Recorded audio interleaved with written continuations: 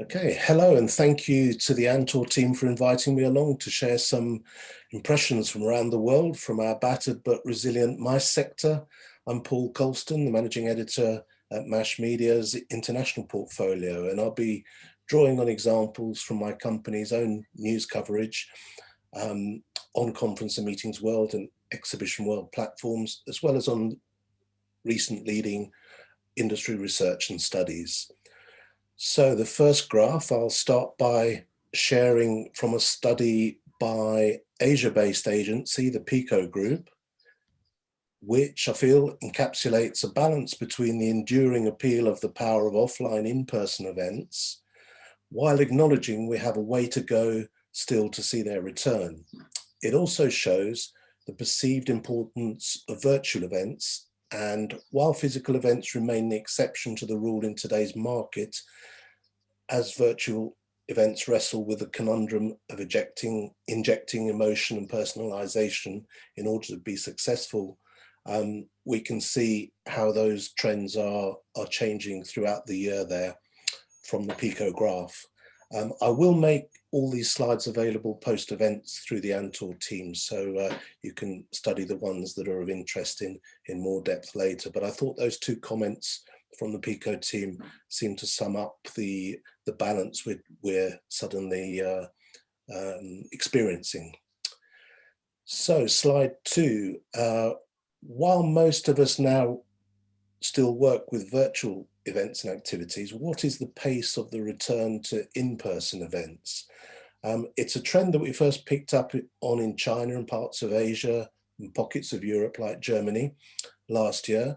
Now that spread to Spain, the Netherlands and certain states in the US, including the world capital for events, Las Vegas, where the Nevada governor, the wonderful man here in the mask, has decreed 100% venue capacities are to be allowed from the 1st of June. So that's a huge move in Nevada and Las Vegas. In the UK, we have a roadmap for reopening, and our company, MASH Media, hopes to reunite the events industry in person on the very first day it's allowed, on the 22nd of June at Excel London for International Confex. Of course, health and safety is the sine qua non, and the dozen or so pilot schemes that are advancing via the UK's event research programme are evidence of our industry's measured and organised approach. And that's the very point we try to reinforce with governments, that we are professionals who know how to run in-person events in a safe and organised manner. Returning MICE events seems to be following a common safety model around the world, and in no small part thanks to our coalition of industry associations getting together on regulations and formats. And you can check that out on the websites of AIPC, UFI and ICA, the Holy Trinity that are working together on publications and getting those regulations together. My third slide shows that Spain hosted its first major tourism conference and exhibition of the year, the Hospitality Innovation Planet, HIP, very successfully in Madrid on the 22nd of March. There's a great case study of this event on the UFI Connect series, that's from the 24th of March, where the director recounts how they did it. And it applied strict COVID control protocols.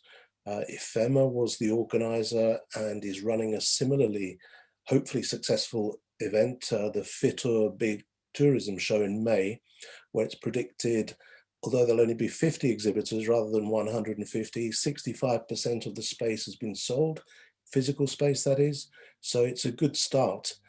And the organizer in that case study put down the success to IFEMA's maintaining a close relationship with the Spanish public authorities, given their broad portfolio of events across a range of industries. And I think it shows that in that instance, the government realizes the importance of events. And the director again said that tourism is a question of state in Spain, and an industry responsible for more than 12% of both GDP and employment in Spain. It shows that when the government works in tandem with the organisers and they know the importance of the sector to the industry, we can make progress. Of course, there are anxieties, and COVID has tested organising skills like never before. But IFEMA had received that final green light from the authorities to go ahead with the HIP show just 1 month beforehand, once their contingency plan had been approved by the regional government in Spain. So it was a quick turnaround, but they were all on the same page. And I thought it was a great example. And as I say, you can see that on UFI Connects on demand. So the fourth slide, we move to buyers showing their wonderful and less wonderful, if you see me with mine, works of art. We experienced a great creative Zoom session in Holland from the Royal Delft Pottery Centre, which I was privileged to take part in recently. Brushes, paints and pottery were all sent out ahead of time by post. And it was a great Zoom marketing initiative from the Dutch CVBs, and it also stimulated the senses in a creative way, which is not always easy virtually or through Zoom. I bring this example up because Holland has also been rolling out in-person pilot events through its Field Lab pilot program with encouraging initial results. Rima Ripkema, the director of the Dutch Live Events Association, said the big challenge was, and he echoes the IFEMA chief's advice in Madrid, was to convince the Dutch authorities about the relevance of and the economic consequences, continuity, employment perspectives and financial support and measures needed to open the industry. And you can watch again that case study of the Dutch experience of their pilots on demand via the UFI Connects platform, and I'll send you the link at the end. The message comes across, however, loud and clear that it's the MICE industry itself that is driving the comeback and showing government how things can be done safely and securely with expert modelling and real test results. So don't wait for the rules to be imposed is the message from our Dutch colleagues. And their Field Lab team who carried out these pilot tests set their goal to influence the visitor along the whole customer journey and limit the spread of COVID-19 at events. And their project included COVID testing, temperature readings, and bubbles cohorts for event attendees. Testing was done beforehand rather than on site, which takes longer, and it was found to be more effective. And these large amounts of data, therefore, are collected and enabled the Dutch group to assess the real risks of infection so that we have proper facts to present to government. And the 8 events included a corporate convention, a theatre show, a football match, a dance event, and a music festival. The stated aim was to share the study wider and work towards a European standardization, which should help. And however, the interim conclusion is there's no reason why shops should be reopening, whereas organised events are not trusted to keep visitors safe. So I think the research has blown that one out of the water at least. The UK, meanwhile, finally moved to first base in the roadmap, as I mentioned. And Turkey's on track for putting on its first large MICE show in June. The Ace of MICE set to run in Istanbul, 2nd to the 4th, and a show I will personally attend, inshallah. Other areas of progress include the Middle East, where the slide, yes, is from the Abu Dhabi show, IDEX and NAVDEX, International Security and Military Fairs, were organised, and $3.7 billion worth of orders and business was carried out at those 2 events. So you can just, you know, my next slide also shows now that we mustn't forget that events are platforms for trade and economic development, as well as knowledge transfer, and not just us. It's not all about us meeting professionals suffering from absence of live events, but so many deals in all sorts of industries are not getting done, a new product cannot be brought to market, and networking can't be done. So I think we remember our responsibility towards other sectors in the economy for providing them with platforms. And the progress is not always in countries with low virus transmission levels. In India, some of the heavy industrial sectors like energy and machinery are bringing back their conferences and live events despite a resurgent third wave of the virus. And they've held, Messe Frankfurt in India has held energy and petrochemical conferences successfully in New Delhi, observing safety protocols. And again, lots of business and knowledge transfer was achieved. Russia's another country in that boat and is running some big conferences and trade shows like the brewing event Beviale, again with Messe Frankfurt as the organizer. Like India, it's a huge country, Russia, that has to have its big industry hitters meeting and doing deals despite the problems with the virus still in general society. So I think we can show that we can still run safe events, and as the Dutch example showed, we need to spread that knowledge and standardize it, certainly across Europe, where we are now. Slide 7, please. And this is our the I in the mice industry, the incentive side. I thought I'd look at that because it was once the most under fire subsector of the mice industry. It was attacked heavily in previous recessions as a sector of frivolous corporate extravagance even, and it helped us get our lobbying shoes back on to defend the industry, and that was led in America, where it came under really strong attack. The irony, I think, is that high-end incentives are likely to be the most sought-after mice events post-pandemic, with travel in general maybe becoming more of a luxury, and therefore luxury travel being something to be aspired to even more. As a business reward, incentive travel could therefore have quite a renaissance. And this image is from the recent Site Global, the Society of Incentive Travel Executives Global Summit in Aspen, Colorado in the States last week, 15th of April. 80 professionals came along there, and they discussed the Foundation's biggest ever study of incentive travel, the Incentive Travel Industry Index, and I'd recommend that for good industry research and statistics, and I'll pick out just a couple, if I may, from it. Of course, it showed the index that 2020 was a fairly disastrous year for incentive travel, with global averages for business just 23% of the 2019 levels. Improvement is expected this year up to 59% of the 2019 level, with 88% by 2022 and a full recovery in 2023. That is their latest projection from Site. However, if we single out Europe from those general figures, global figures, is a slightly bleaker picture, with recovery not happening until 2024. And in this year is only likely to reach 46% of 2019 levels, according to the Site research. There does seem to be an ever widening dichotomy between sentiment in the US and sentiment elsewhere. And the next slide, please, shows how the US, UK and EU stack up for sentiment against each other and global averages. Responding to the question on this slide is, once we reach post-COVID conditions, how quickly do you anticipate incentive travel to recover? And there's some statistics there. So they look quite optimistic, I would say, and hopeful.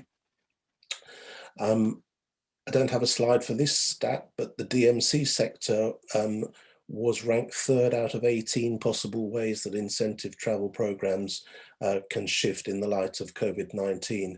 So if recent years were characterized by buyers seeking to purchase direct in destinations and bypass the local expert, COVID-19 has reversed this by prioritizing things like overall participant safety and health security, items that are not so easily commoditized. Of course, the elephant in the room for international events is air travel permissions. On the positive side, tour operators and airlines have adopted flexible money-back clauses to give customers more confidence to book.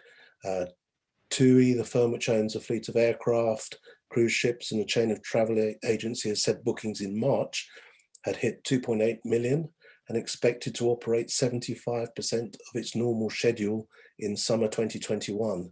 So such news gives a bit of hope that some recovery, because the task is truly immense. Income slumped according to 4.5 trillion last year. According to the World Travel and Tourism Council, by $4.5 trillion last year, leaving more than 62 million people without work. So although there are likely to be some positive upward figures of recovery, let's just not forget the crevasse that we've fallen into thanks to the past year. Infrastructure projects are sadly being shelved in the MICE industry as a result of the lack of travel. So typical is the story we published on Conference and Meetings World about the likely suspension of plans for the extension of the Prague Convention Centre, which is a big thing for the Czech capital. But obviously the authorities are not going to put public funds ahead of any signs of recovery. So they're a bit risk averse there, and I think that's sadly typical.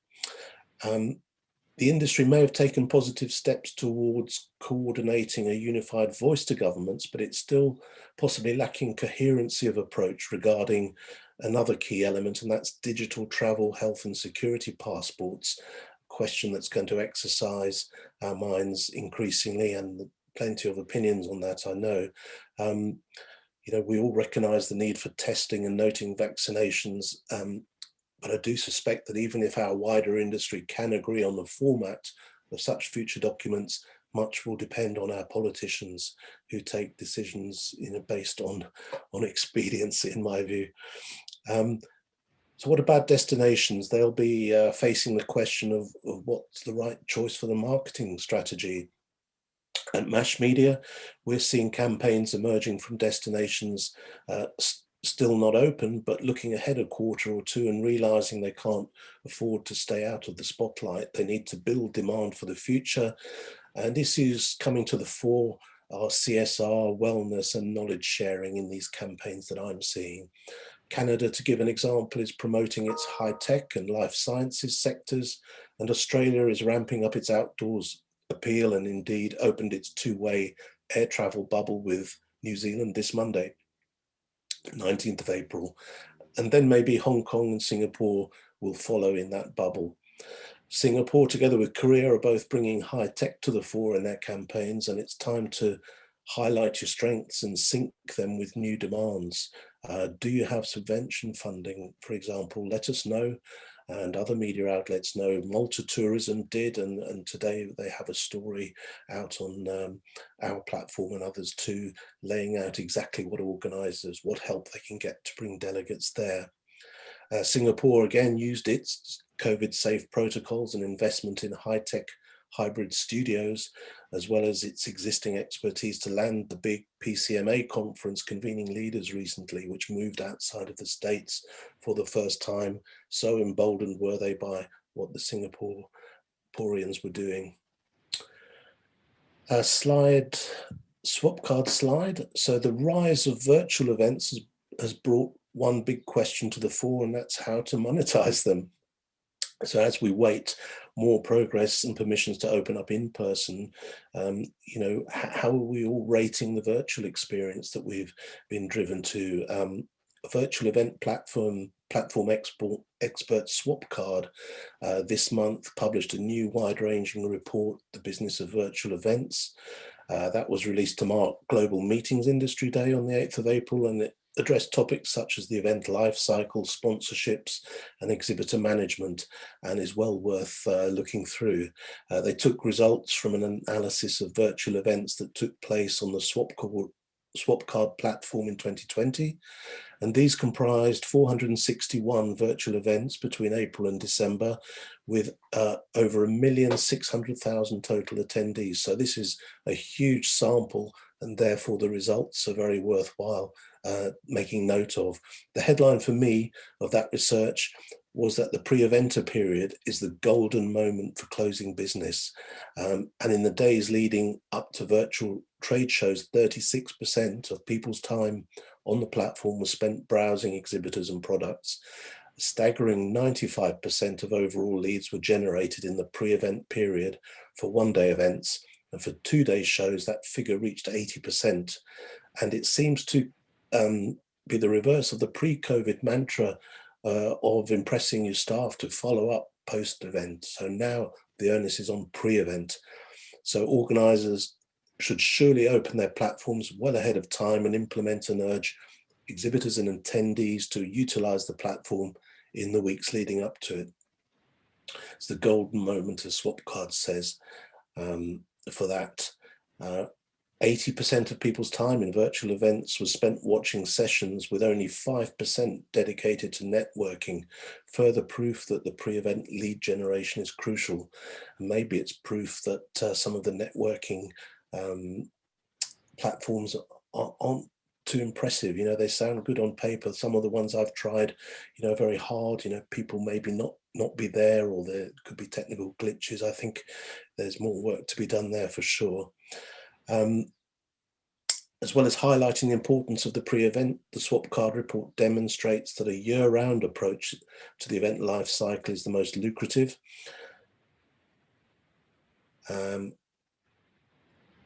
And one surprising finding from the data is that 40% of all inbound business opportunities are missed by exhibitors who do not respond to messages on the platform. And it's usually because they stop monitoring their inboxes post-event. So, you know, they need to stick around and check, obviously. Another takeaway was that virtual event participants need to be fully engaged and alert on the platform, and that organisers should allocate resources to delivering value, such as training sessions on using the platform. The schedules are worth looking at clearly. 52% of attendees see those at virtual events, and 59% at virtual conferences.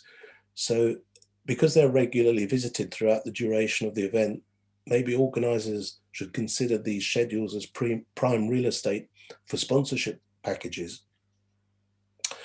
2 days was suggested by Swapcard as the optimal length for virtual events, with data showing that the highest number of leads were generated in the first day, and each day afterwards saw a significant drop-off. Final slide, please. And another great fresh body of research published on how the event model could look in future is the new Global Industry Performance Review by the Joch & Witt consultancy in Germany, which has created a new omni-channel model for events that urges us to borrow from the best practices in retail strategy. And more ominously for some, it makes it clear that reverting to pre-COVID type is not going to cut it in the future. And I encourage you to read our exclusive report on the study prepared by its authors, and that's on exhibitionworld.co.uk. And it shows, as that graph gives a hint, the cycle throughout a year and what needs to be done to achieve maximum effect.